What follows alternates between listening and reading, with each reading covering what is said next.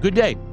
Welcome to Soft Skills, Strong Results, Practical Strategies to Master Interpersonal Communication. This is Season 2, Episode 3, and I'm Charlie Krebs, your host. Today's episode is on how to use soft skills to show that you value other people.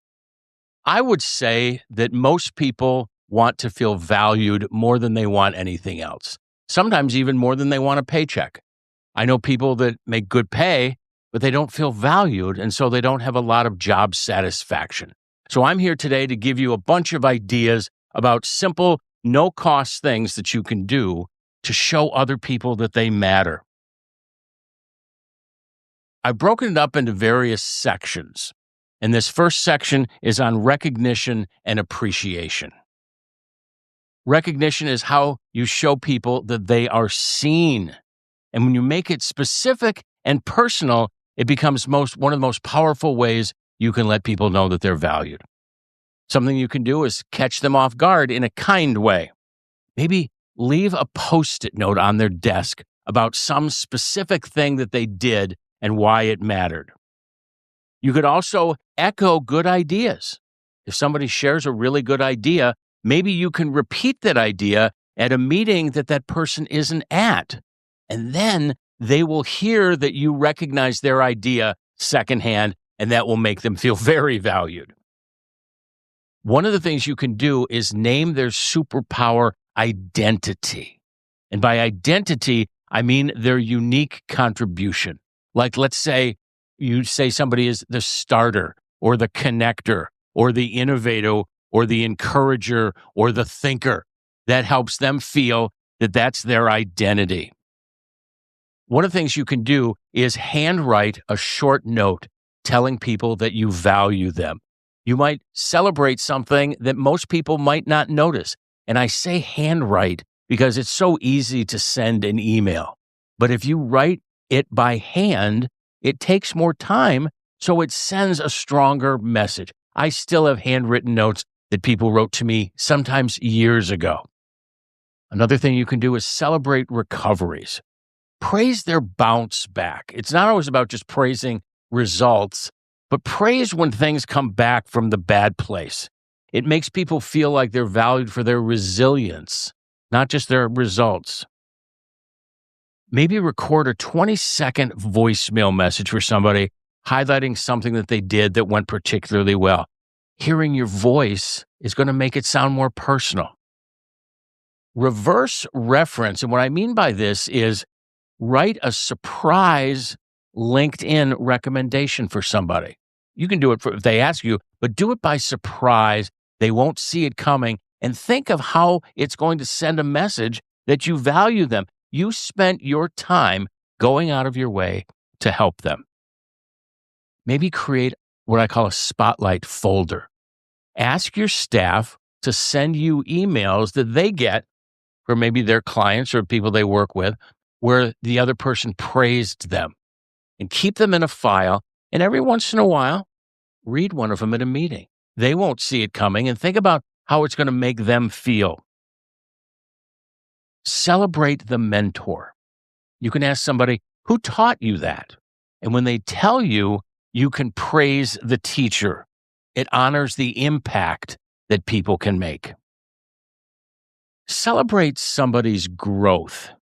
Focus on who they're becoming, not just what they do. So as you're their leader, you can also be their mentor, and you can work on helping them grow and helping them develop. That way, they're seen as a developing human, not just an employee.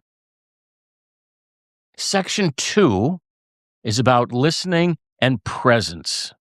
Listening tells people they matter because you're paying attention to them. One thing you can do is use their name. Our name is the most personal thing we have, and you can use their name. Most people think that they're bad at remembering names, and because they think that they're bad at remembering names, they become bad at remembering names. Now, you don't have to say, I'm so good at remembering names, but you can use that idea about enjoy. You can say, I enjoy remembering people's names, and therefore you're setting yourself up to be someone who remembers names better. Eye contact is so important. Look at people when they're speaking to you. that sends an enormous message. Your full attention communicates more than anything else could. Ask follow-up questions. So it means you've got to be listening to them instead of thinking about what am I going to say next. Actually listen to them, and it may prompt your imagination to come up with a question that you have, and that tells them that you're paying attention, and it tells them that you care enough to pay attention. Let people finish. So often when people are talking, we know where they're going, and so we interrupt them. We know what they're going to say, so we interrupt them. Even if you know what they're going to say, let them finish because that says that you value them. Even if you know what they're going to say, let them finish anyway. What you can do is you can repeat back what you heard somebody say. You can say, now what I'm hearing you say is, and they can say, yeah, that's right. That's what I feel. Or they can say, that's not exactly right. And then they can correct you so that you really do understand what it is that they're trying to say. Invite quieter voices. Not everyone is going to speak up. Not everyone is an extrovert. And we don't want to send the message that we only value extroverts. So what you can do is you can invite people that might be more quiet and invite their opinions, especially if there are other people dominating the meeting. Because some people like power and they love dominating meetings, and so they do it. But what you can say is, wait, tell us what you think. You haven't said anything yet today, and I know you've got an opinion on this. So that says that you value that person. Give somebody your undivided attention. Put down your phone. Because when you're talking to somebody and you're checking out your phone, what you're basically saying is, anything on my phone is more important than you are. And they're not. And you probably don't believe that, but it sends that message. And you want to send the message that you value somebody. So give them your undivided attention. Also, ask about somebody else's perspective before you contribute your own. What's your take on this before I share mine? Because what you say is your take on it is probably going to influence what they say. But if you let them go first, they have no choice but to say what they really think. Give someone space to think out loud. I know sometimes when I'm having a conversation with somebody, I'll ask them a question and then I'll start saying what I think, and it goes on. And basically what I'm doing is thinking out loud. Give other people the ability to just think out loud. And that will tell them that you value them and that you're not rushing them to refine. It shows that their ideas don't have to be polished to be welcome. And that means that you value their ideas whether they're perfect yet or not. Also, give them the last word. I'm especially bad at this. I want to have something significant to say. But what you can really do is when somebody says something, keep your mouth shut. Let the last word be theirs. Now, yes, there are going to be times when you have something definitive to say. It's going to add to the conversation and sum everything up. But a lot of times, let somebody else have the last word. It says that they matter and that you value them. The third section is on trust and empowerment. Trust says that you value somebody's capability and that you value what they might grow into. So you can help them grow into something more than they currently are. You can reverse roles. So often we go to meetings where one person runs the meeting. They talk and they talk and they talk. Maybe have somebody else on your team run parts of the agenda. Maybe certainly let them know ahead of time that you're going to have them run that part of the agenda so they can be prepared. But then it's not always about you. You're letting them step into leadership roles, and that says that you value them. Sometimes you can say, I trust your judgment. Not everything has to go through you. And if you trust somebody's judgment, maybe it doesn't come out exactly the way that you would have done it, but does that always matter? Now, if it's a critical decision that you need to make, then yes, it matters. But not everything has to go through you. Support their ideas before they're fully formed. You might want to say, you know what? There's something strong here. I'd like you to keep working on that. Another thing, we all do a lot of brainstorming. Let other people brainstorm ahead of you. Because if they're brainstorming and you jump in, you're saying that what they have to say doesn't matter. One of the things you want to avoid in brainstorming, just like in improv, you want to avoid the word but. The minute you say but, you sort of shut everything down. So when you're brainstorming, let somebody else speak before you do. Also, give people the benefit of the doubt. All right. Maybe they did something wrong, but they probably didn't do it maliciously.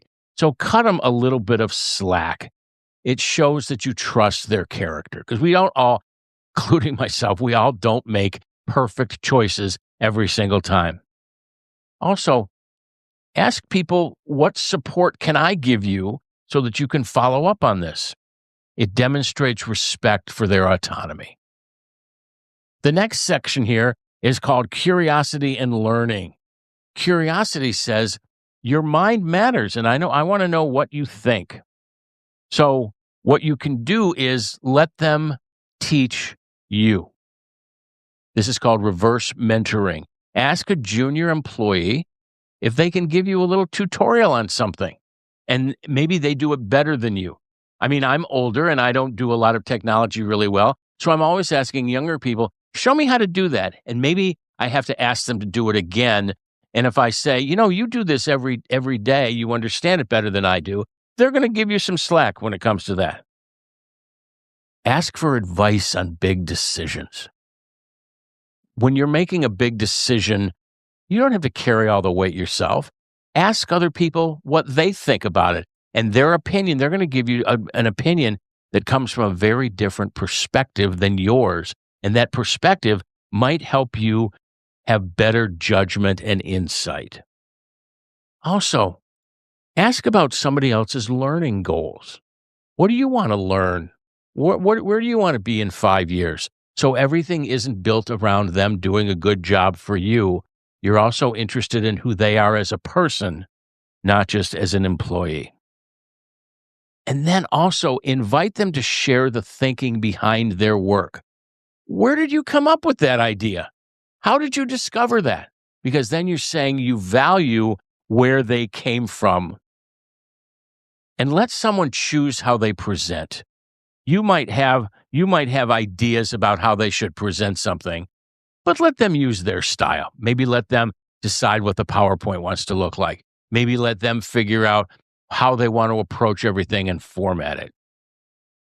This next section is about encouragement and growth. Encouragement shines a light on other people's progress. And maybe you're helping them see a stronger version of themselves that they wouldn't have seen without your encouragement. So you can reflect back their strength. You really calmed the whole room down when you stepped in there and said that, or you really brought that client around by how you stayed calm in that situation. You can notice how somebody's improving. Your writing gets better every week that I notice that. Compliment somebody's curiosity. I love how you keep asking the best questions. That way you're saying you appreciate their mindset, not just their skills. Also, you can acknowledge emotional labor. That took real courage on your part, because emotional labor can often get overlooked. And then acknowledge how they make the team better. It was not just their output or their statistics, but what do they do that makes the team function better as a team? Maybe they encourage other people. Maybe they have each other's back. The next section is called empathy and humanity. Empathy shows that you see the other person as a human being, and that creates safety for them, that creates connection, and that creates loyalty. One of the things that you can do is remember milestones, their birthdays, their surgeries, their life events. Personal details matter. And if you notice them, it means that you care about them enough and that you value that person. All of this is about the messages. Everything we do sends a message. And we want to make sure that in as many ways as possible, we're sending the message that we value other people. Maybe after a particularly stressful day, you go up to somebody and you say, "Boy, that was a big day. How you doing with all of that?" And that lets them know that you care. Sometimes you can say to somebody, "You know what? I know this is a huge project. Take your time. You don't have to rush through this." So you're validating their process. You can also offer encouragement before criticism so that they don't have to be afraid of you. You can encourage what they're doing. And then you can also tell them what it is that you'd like them to improve. But maybe phrase it as, "How about if you tried this next time?" instead of deliberately telling them what to do. When somebody takes a risk, encourage that risk taking.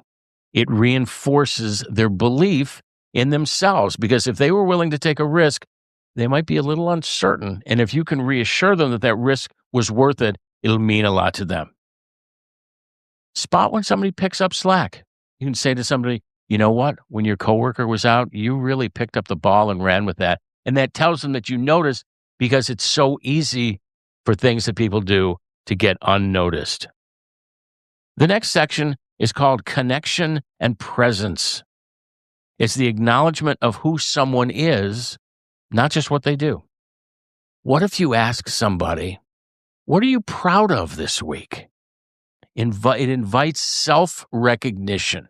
And a lot of times we don't recognize ourselves. And it says that their wins are important enough to discuss. Share a story about their positive impact. Maybe a client called you up and said, "You know, what John did made such a difference, and I just want to let you know that he deserves some recognition." Most people call when they have something to complain about, but think of the difference that it makes when you tell somebody that you made a difference. You can compliment their warmth. You can compliment their generosity. It tells them that you're not taking them for granted. This next section is called inclusion and team culture. Inclusion is what says there's room for you here and you are welcomed. What you can do is you can design a recognition loop. In meetings, have everybody say one thing that a peer did to contribute to success. And what they'll do is they'll hear unsolicited and unexpected praise. Think about how that's going to make them feel valued. You can thank people for their patience. You can thank people for bringing the room together, because sometimes that's a quality that some people really bring to a team. There are ways of bringing people together. Share credit generously. Publicly name people who contributed what. I mean, it's easy for people to think that you did it, but go out of your way to let other people know that somebody else was responsible. And by doing it publicly, you're really making a statement that you value somebody. Invite people into decisions that affect them. So while you're asking other people's opinions, maybe go to the people who are going to be most impacted by this decision and ask them and say, "You know what? This decision is really going to impact you. So I'd like to hear what you think." And it gives their voice credence, and that tells them that you value them. Celebrate milestones, not just outcomes. You can say to somebody, "All right, we're halfway there. So look at where we've come. We've come a long way. We can use the momentum we've built so far to take us through to the finish line." Acknowledge cultural or personal differences.